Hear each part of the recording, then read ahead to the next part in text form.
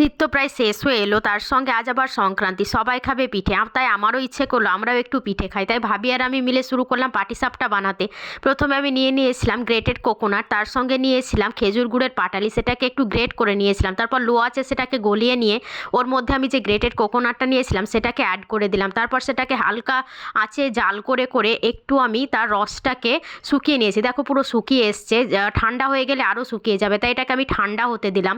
যতক্ষণ ঠান্ডা হচ্ছে ততক্ষণ আমি একটা পাত্রে নিয়ে নিয়েছি 1 কাপ মতো চালের গুঁড়ি, তার 1 কাপের থেকে একটু কম আমি ময়দা নিয়ে নিয়েছি। তার সঙ্গে একটু খেজুরের গুড় অ্যাড করে দিয়ে হালকা হালকা জল দিয়ে একটা পাতলা ব্যাটার তৈরি করেছি। দেখে বুঝতে পারছো কতটা পাতলা। তারপর একটা চাতুর মধ্যে আমি ওই ব্যাটারটাকে নিয়ে ঘুরিয়ে ঘুরিয়ে একটা রাউন্ড শেপ দিয়ে নিয়েছি।